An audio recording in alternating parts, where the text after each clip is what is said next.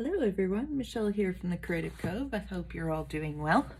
Today I thought we would play a little bit with some tissue paper.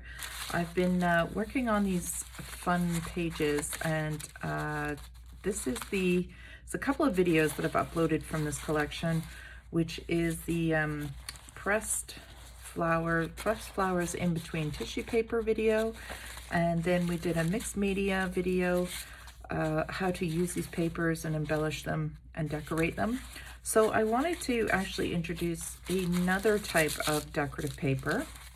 So again, this is all from the pressed flowers series we did. So there's all little pressed flowers stuck in these papers, and then we embellished them and had some fun. But now I want to add like maybe another kind of paper. And so this is this is tracing paper. And let's see if I got it. I got this pad here, super cheap, from thrift shop. And it has tons of sheets in it for $1.99. So I thought, let's try and play with using these.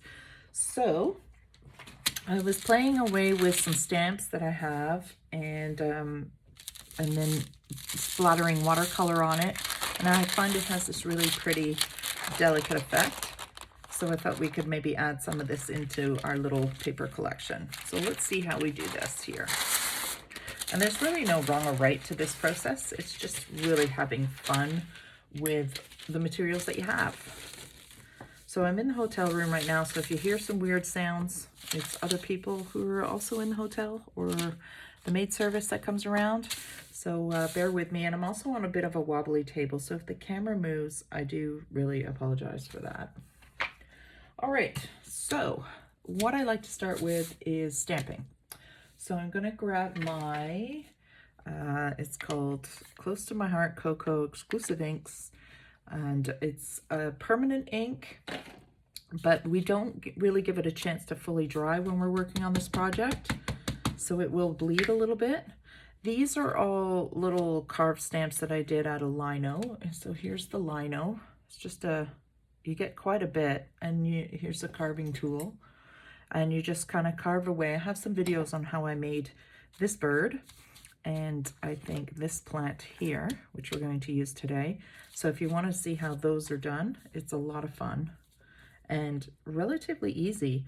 I did have a couple of questions on how to, if you can't draw on the lino, how to get an image on. So you can use like a tracing, not a tracing paper, but a transfer paper, that carbon transfer paper, and just put it on top of the lino and put the image that you do want to carve on top, and then just trace around, and it will move that image onto the lino for you.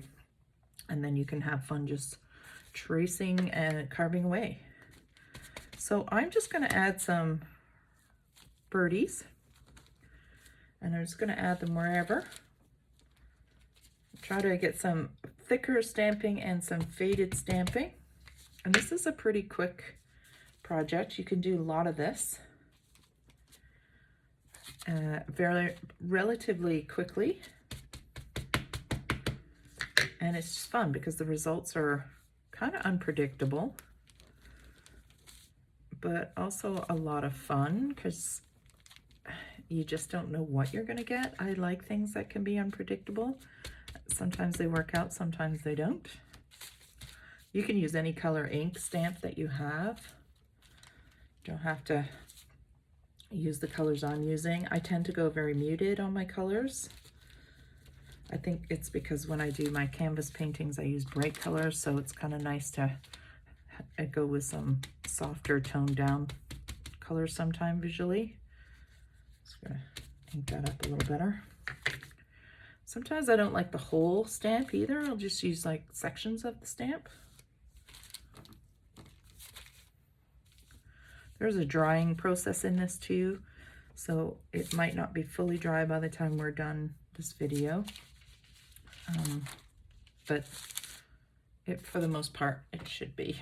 Okay, so I think I'm gonna maybe use this guy. I haven't stamped him yet. Add another birdie in. You can never have enough birdies. Fill up the whole page here. I hope my camera doesn't move too much. I'm sorry. and maybe one down here. All right, that's good.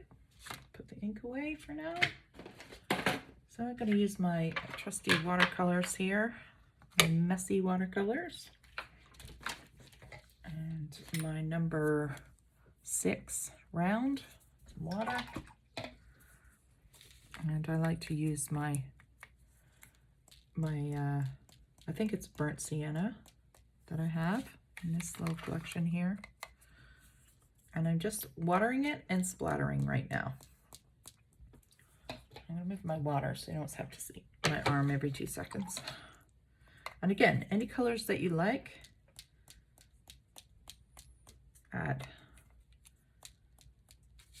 And then I might just throw a little bit.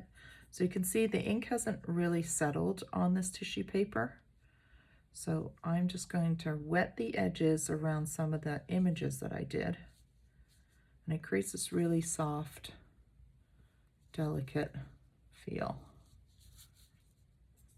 And tissue paper, sorry, tracing paper is very thin. So it doesn't take a lot to make it ripple or bleed or rip. So you do have to work, sorry, trying to stay out of the light here. You do have to work delicately with this medium just because of its delicate nature. But this soft bleeding effect I think is so pretty. I'm just going to add a little over here and hopefully I'm still in view. And you can see you just touch it and it makes that ink bleed. So you can get some really beautiful effects. And then I'm going to go in with some blue. Let's do this blue. I'm going to splatter because I love blue and brown. Very soft. And then if you want, you can paint in some of the stamps. So there's some green on that, which I don't want. But I don't think I have anything to absorb the paint with. So I'll just have to use it right out of here. So you can paint the birdie a little bit, add some blue in there. You can choose this blue instead. I like this blue better. More of a cyan blue. And again, the ink will bleed and soften. Just look or after. I don't paint the whole bird. Sorry, my camera's moving. And you can see though the ink actually turns it green. The blue green.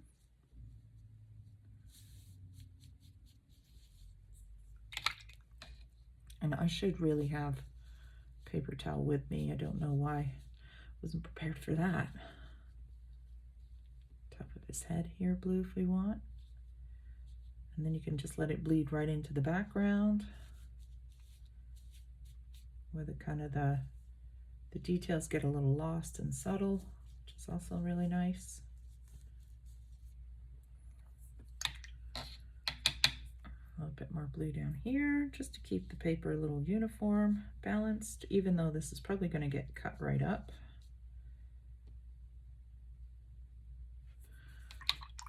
I'll go back to my burnt sienna here, throw some in this guy, make him a little brown. So there's really no wrong or right, it's just really just throwing on the color and having fun. Playing with the nature of this paper as opposed to actual watercolor paper. And seeing what the reaction is here. And it is very delicate, which is really pretty. And of course these colors will dry a lot lighter than what they look like right now, because watercolor tends to dry much lighter. So I think I'm going to leave that to dry for a minute, and then we're going to do one more step with another stamp. And I'm going to move that out of the way, and I'm going to move the one in that I have finished already that is dry. And so the next step that we're going to do is we're going to add this inking, what's it called? Kind of like an illegible handwriting that I use this all the time. And what I love is I find it just makes things look so vintagey, which, if that's even a word, I just love it. So, but I don't want to do that while it's wet because you'll lose the detail. So we can play with that after. So I just want to cut this up now into maybe halves and add them to my book. So I'm just gonna wing it here. So it's not really a book yet, it's really just a collection of signature pieces that I'm working on until I get what I like. It's kind of like an experimental book, really. Playing with paper, different paper than my standard coffee dyed or scrapbooking paper. Make sure it's not too wide. Oh, that works. Okay, where is my ruler? Right here. I'm just gonna, I like the rough edges. So here's a nice scrap we can make a tag out of, or a pocket. Another fold here. And maybe we'll fold this in. Fold this over to the width we want. Open on camera here. So fold that in. I'm going to fold this side in. And you have little fold outs. See if that's too wide. Fold this in just a little more. And then fold these two ends together. Just add my ruler in now so make sure I hold it straight. Okay, so let's put some of these together. I've got a video coming too on how I paint these little ferns. I haven't uploaded it yet. It's just a watercolor on top. There we go. Another sheet.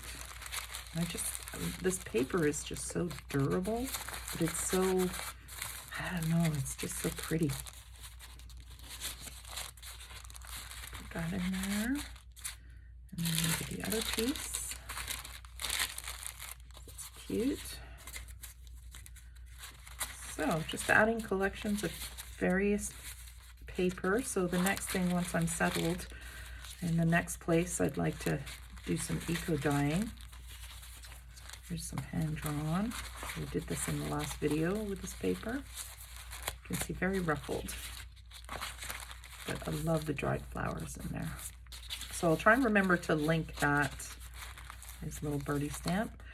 Link that video together. Look at all the really pretty bleeding grungy look there.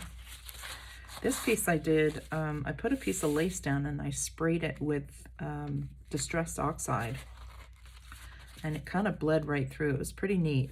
And it's not my favorite, but it's just another experiment, which is just so fun to do. Okay, so I'll leave that there for now. So that's a little booklet. See if this is semi-dry, dry enough to do the last bit of stamping so I can show you. So these will dry in like a pool. You can already see it's starting to create those watermarks, which I really love. All right, so this is relatively simple. I'm gonna find my, oh, there's the maid's vacuum. Where do I put my ink pad now? I moved it out of the way so that I wouldn't dunk my hands in it, and I buried it. Oh boy. Seriously, where did I put that? Oh, there it is. There it is.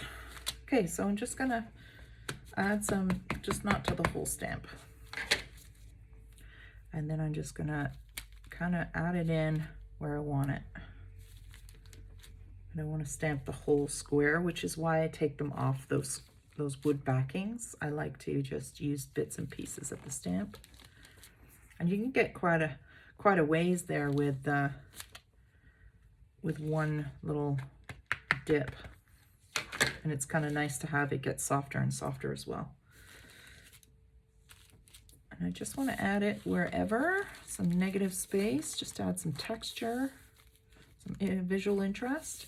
And then every now and then I will add it to the bird that's wet, and then it will dissolve and soften, just for another fun added technique. And what it does is it grabs that wet water that wet paint and smudges the writing too. So another little fun little additive. Okay, so that's the paper. Now we could take it one step further and even draw on it if we wanted to. It's a very fine marker, graphic line marker. I haven't tried these before. 0.05, so very, very fine. And you can always kind of go around and add another layer of interest. You just have to be delicate because you'll tear the paper. But you can add some whimsy to your stamps. I don't know if you can see that or not. But you can just pull in and do some sketching. Just add some fun textures to your paper if you want to. It's a good way to practice sketching too, loosen up. You want to stay out of the wet stuff because it will then definitely tear. But you can go around the, have some fun with it.